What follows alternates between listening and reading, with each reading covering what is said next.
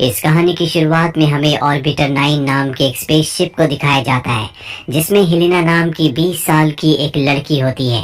Orbiter 9 में वो अकेली है। दरअसल वो सेलेस्ट नाम के ग्रह की तरफ बढ़ रही है।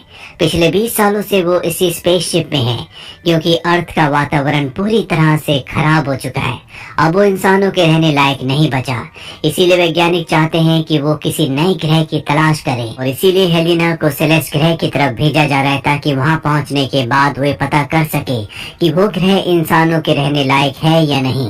लेकिन वहां पहुंचने के लिए उसे अभी 20 साल का वक्त और लगेगा। दरअसल हेलिना के माता पिता अपने साथ उसे इसी स्पेसशिप में लेकर आए थे। उसकी परवरिश यहीं हुई, लेकिन 3 साल पहले स्पेसशिप में कोई खराबी आ गई जिसकी वजह से बहुत सारा ऑक्सीजन खत्म हो गया और वो नहीं चाहते थे कि ऑक्सीजन खत्म होने की वजह से सब के सब मारे जाए। इसीलिए हेलिना के माता पिता ने अपनी बेटी हेलिना को बचाने के लिए स्पेसशिप से कूदकर अपनी जान दे दी और अब हेलिना इस स्पेसशिप में पूरी तरह से अकेली है। और अब भी स्पेसशिप में इतना ऑक्सीजन नहीं होता कि वो हेलिना को सेलेस्ट ग्रह तक पहुंचा दे। उससे पहले ही उसका ऑक्सीजन खत्म हो जाएगा। लेकिन स्पेस में बहुत जगह अलग अलग स्पेस स्टेशन है, इसीलिए कोई न कोई उसकी मदद के लिए आ सकता है। और एक दिन ऑक्सीजन खत्म होते होते मात्र 1% बचता है, यानी कि जल्दी ऑक्सीजन खत्म होने वाला है। हेलिना इस बात से परेशान हो जाती है और तभी उसे अपने आर्टिफिशियल इंटेलिजेंस से पता चलता है कि अगले 17 घंटों में यहाँ पर एक इंजीनियर आने वाला है और जल्दी यहाँ पर वो इंजीनियर आ जाता है। हेलिना उसे देखकर पूरी तरह से हैरान होती है क्योंकि उसने अपनी पूरी जिंदगी में पहली बार अपने माता पिता के अलावा किसी तीसरे इंसान को देखा था। यहाँ पर जो लड़का आया होता है इसका नाम एलेक्स होता है, उसके साथ उसका रोबोट भी होता है। एलेक्स बताता है कि मेरे पास मात्र 50 घंटे हैं। 50 घंटों में मुझे तुम्हारे स्पेसशिप को ठीक करना होगा। और इसके बाद एलेक्स काम पर लग जाता है। हेलिना उसे डिनर के लिए इनवाइट करती है। हालांकि वो पहले हेजिटेट होता है लेकिन फिर उसके साथ डिनर करने के लिए मान जाता है।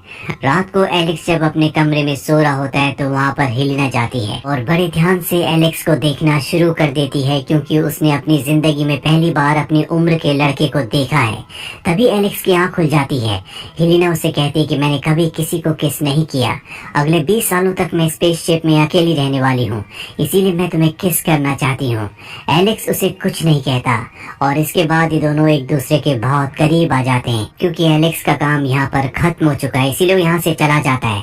जाने से पहले वो हेलिना को अच्छे से गुड बाय नहीं करता जिससे हेलिना को बुरा लगता है। एलेक्स जब यहाँ से बाहर निकलता है तो वो एक टनल में होता है और टनल से निकलकर वो ऊपर जाता है। और यहाँ हमें पता चलता है कि एलेक्स स्पेस में नहीं बल्कि अर्थ पर है और हेलिना भी किसी स्पेस में नहीं है। वो पिछले 20 सालों से जमीन के नीचे बेसमेंट में एक ऐसी लैब में है जो पूरी की पूरी अंदर से स्पेसशिप की तरह है।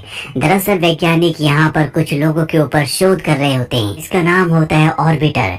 यहाँ पर 10 अलग अलग तरह के बंकर्स यानी कि ऑर्बिटर्स बनाए होते हैं जिन 10 के अंदर एक एक इंसान है। दरअसल वैज्ञानिक इन लोगों को ऑब्जर्व करके ये जानने की कोशिश कर रहे होते हैं कि जब सेलेस्ट ग्रह की तरफ असली में इंसान जाएंगे तो उनके दिल, दिमाग और शरीर पर किस तरह का असर होगा। इसीलिए लगातार इन 10 के 10 लोगों को ऑब्जर्व कर रहे होते हैं। एलेक्स जो कि ऑर्बिटर 9 जिसमें हेलिना है उसके अंदर गया था, वो एक साइंटिस्ट है।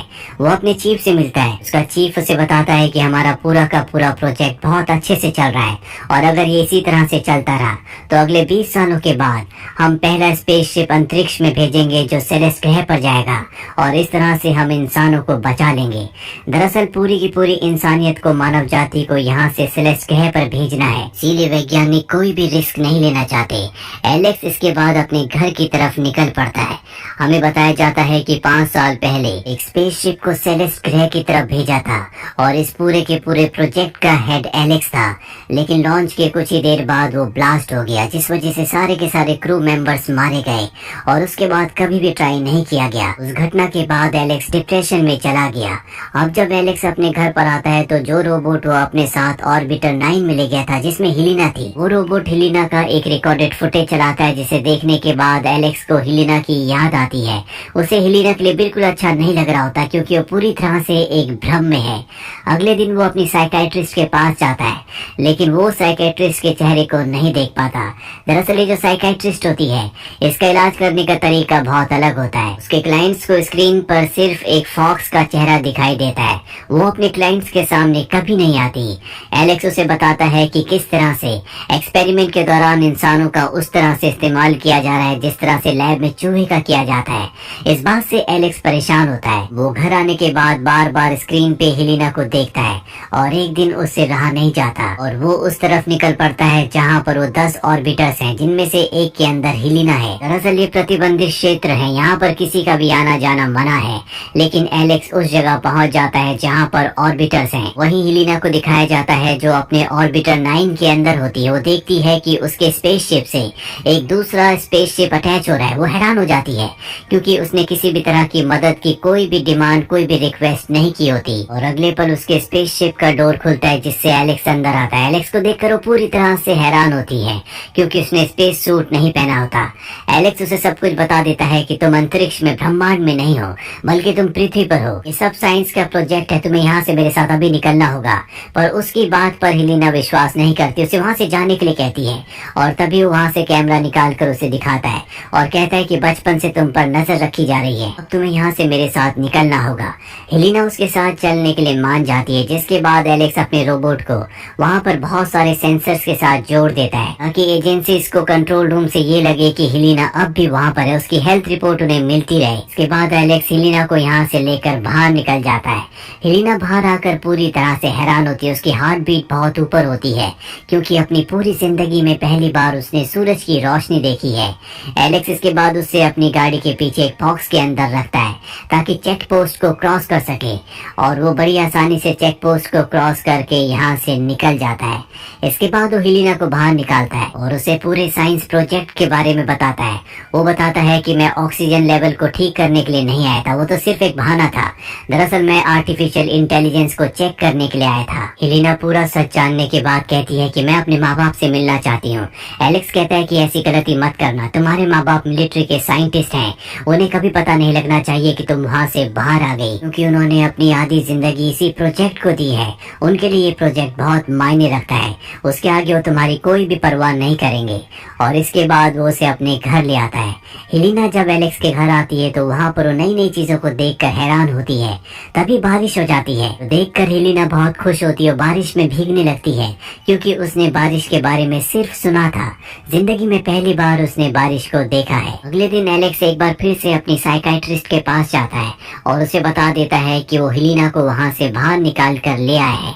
और जब एलेक्स जा रहा होता है तभी उसकी साइकाइट्रिस्ट पहली बार उसके सामने आ जाती है और उसे अपना कार्ड देते हुए कहती है कि अगर तुम्हें कभी भी मेरी मदद की जरूरत हो तो तुम मुझसे कांटेक्ट कर सकते हो। इसके बाद एलेक्स वापस घर आ जाता है जहाँ पर हेलिना को वो अपने कंट्रोल रूम में ले जाता है, जहाँ पर वो उन 10 ऑर्बिट्स को देख सकता है जो जमीन के नीचे हैं, जहाँ पर उन ऑर्बिट में रहने वाले लोगों को लगता है कि वो स्पेस में ट्रेवल कर रहे हैं।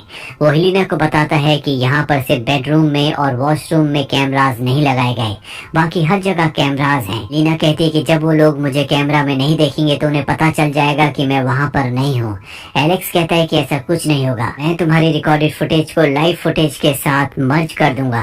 यहाँ पर वो हेलिना को ये भी बताता है कि इन स्पेसशिप से कभी कोई बाहर नहीं आ सकता, कि यहाँ से 20 सालों के बाद जब सबका टाइम पूरा हो जाएगा तो उन्हें बताया जाएगा कि नेविगेशन में कुछ प्रॉब्लम होने की वजह से उनका स्पेसशिप गलत जगह पर आ गया है, अभी उन्हें और भी वक्त लगेगा। और उस वक्त सच में यहाँ अर्थ से उन 10 स्पेसशिप्स को सेलेस्ट ग्रह की तरफ भेजा जाएगा। इस तरह से उन 10 ऑर्बिटर से कभी भी इंसान बाहर नहीं आ सकते थे, लेकिन मैं तुम्हें बाहर ले आया। ये सब यहाँ पर इंसानों की भलाई के लिए किया जा रहा है क्योंकि इंसानों के पास इसके अलावा कोई भी रास्ता नहीं है। उन्होंने अपनी अर्थ को पूरी तरह से डेड कर दिया है। एलेक्स देखता है कि हेलिना की बॉडी में अलग अलग तरह के बर्निंग निशान आ रहे हैं, इसीलिए वो उसे डॉक्टर के पास ले जाता है। डॉक्टर एलेक्स को बताता है कि हेलिना की जो स्किन है वो बहुत ज्यादा सेंसिटिव है, उसे धूप में नहीं निकलना चाहिए। वो इसकी वजह एलेक्स से पूछता है और अब एलेक्स को अपने डॉक्टर को बताना पड़ता है कि वो हेलिना को कहाँ से लेकर आया है। वो डॉक्टर को सारा सच बता देता है। डॉक्टर उसे कहता है कि तुम्हें संभल कर रहना होगा। इसके बाद वो हेलिना को घर वापस ले आता है और अगले दिन जब वो काम पर होता है तो हेलिना को अपनी एक फाइल मिलती है जिसमें उसकी सारी की सारी डिटेल्स होती हैं और उन डिटेल्स से पता चलता है कि उसे क्लोनिंग करके बनाया गया था और साथ ही उसे अपने असली माता पिता का एड्रेस भी मिल जाता है और वो उनसे मिलने के लिए अकेले ही घर से निकल पड़ती है और जल्दी वहाँ पहुँच जाती है जहाँ पर उसके माता पिता होते हैं, जो ये बोलकर स्पेसशिप से बाहर निकल गए थे कि वहाँ का ऑक्सीजन खत्म हो रहा है। वो अपनी बेटी हेलिना को देखकर पूरी तरह से हैरान होते हैं। यहाँ पर हेलिना उनसे बहुत सारे सवाल पूछती है। वो हेलिना को बताते हैं कि हालांकि तुम्हें क्लोनिंग करके बनाया गया है, लेकिन पूरी तरह से तुम एक असली इंसान हो। हमारी एक बेटी थी जिसकी मृत्यु हो गई और उसी का तुम क्लोन हो। अब हेलिना के पिता उसे हैंडकफ लगाकर कंपनी को कॉल करते हैं। हेलिना की मॉम पीछे से हेलिना के पिता को बेहोश कर देती है और हेलिना को यहाँ से भागने के लिए कहती है, क्योंकि वो नहीं चाहती कि उसकी बेटी एक बार फिर से उसी जगह फंस जाए जहाँ पर वो पिछले 20 सालों से है। वहीं एलेक्स को दिखाया जाता है। जब वो घर आता है तो देखता है कि वहाँ पर हेलिना की फाइल पड़ी है। वो समझ जाता है कि हेलिना अपने मॉम डैड से मिलने के लिए गई है, लेकिन जल्दी हेलिना वापस आ जाती है। वो एलेक्स से कहती है कि तुमने मुझसे झूठ कहा, मैं क्लोन हूँ, मैं असली इंसान नहीं हूँ। एलेक्स उससे इस बात की माफी मांगता है, लेकिन एलेक्स को अब समझ में आ चुका है कि उसकी कंपनी वाले जल्दी उस तक पहुँच जाएंगे। इसीलिए हेलिना को लेकर वो अपनी साइकेट्रिस्ट के घर चला जाता है। वहीं एलेक्स के चीफ को पता चल चुका है कि एलेक्स हेलिना को अपने साथ अपने घर ले गया है, इसीलिए वो उसके घर जाता है, लेकिन वहाँ पर उसे कोई नहीं मिलता। इसके बाद वो उसकी साइकेट्रिस्ट के घर जाता है। वो उसे पूछता है कि एलेक्स और हेलिना कहाँ पर है। उस वक्त साइकेट्रिस्ट ने हेलिना को और एलेक्स को ग्लास के पीछे छुपा दिया होता है। ग्लास के पीछे से सब कुछ वो देख सकते हैं, लेकिन बाहर से ग्लास के अंदर देखना नामुमकिन है। यहाँ पर जो एलेक्स का चीफ है उसे पता है कि साइकेट्रिस्ट ने उन दोनों को छुपाया है, इसीलिए उसका एक आदमी साइकेट्रिस्ट को मार देता है। ये देखकर हेलिना डर से चीख पड़ती है और यहाँ सबको पता चल जाता है कि हेलिना और एलेक्स यहीं पर है। वो ग्लास को तोड़ना शुरू कर देते हैं। एलेक्स हेलिना को लेकर यहाँ से पीछे के रास्ते निकल जाता है। चीफ के लोग अब भी उसका पीछा कर रहे होते हैं। इनके सामने एक दीवार आती है। एलेक्स तो उस दीवार से जंप कर जाता है, लेकिन हेलिना नहीं करती, क्योंकि उसे पता है वो चाहकर भी इन लोगों से बच नहीं सकते। एलेक्स को बचाने के लिए वो अपने आप को उन लोगों के हवाले कर देती है। वहीं एलेक्स को डॉक्टर कॉल करता है, जो उसका दोस्त भी है, जिसने हेलिना का टेस्ट किया था, उसकी स्किन को चेक किया था। वो एलेक्स को अपने पास बुलाता है और उसे बताता है कि हेलिना अर्थ के एनवायरनमेंट पे जिंदा नहीं रह सकती, क्योंकि उसका जन्म ऑर्बिटर 9 यानी कि सिम्युलेटर के अंदर हुआ, इसीलिए उसे वहीं पर रहना होगा। वहीं हमें चीफ को दिखाया जाता है, जो ऑर्बिटर 9 को पूरी तरह से डिस्कनेक्ट कर देता है, क्योंकि हेलिना अर्थ के एनवायरनमेंट में एक्सपोज हो चुकी है। साथ ही उसे पूरा सच पता चल चुका है, इसीलिए हेलिना अब उनके किसी काम की नहीं है। हेलिना को चीफ कहते हैं कि तुम अपनी मर्जी की मृत्यु को चुन सकते हो। वहीं एलेक्स अपने चीफ से बात करने के लिए उन तक पहुंच जाता है। वो उन्हें बताता है कि हेलिना इस वक्त प्रेग्नेंट है। अगर हम उसे ऑर्बिटर 9 के अंदर भेज दे तो वो एक बार फिर से ठीक हो जाएगी, क्योंकि अर्थ के एनवायरनमेंट में वो कभी भी ठीक नहीं रह सकती, उसकी मृत्यु हो जाएगी। इसके बदले मैं भी उसके साथ उसी जगह पर रहूंगा, और ठीक 20 साल बाद जब असली में आप यहाँ से इंसान को सेलेस्ट ग्रह पर भेजोगे तो मैं भी हेलिना के साथ वहाँ पर जाऊंगा। चीफ इस बारे में बहुत सोचता है और वो एलेक्स की इस बात को मान जाता है, क्योंकि वो नहीं चाहता कि उसके प्रोजेक्ट के बारे में किसी को भी दुनिया में पता चले।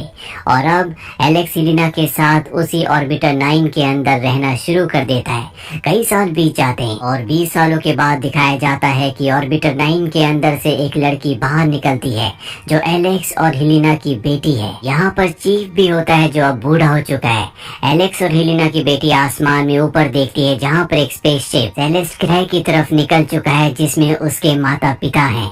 और इसी के साथ ही फिल्म ये कहानी यहीं पर खत्म हो जाती है।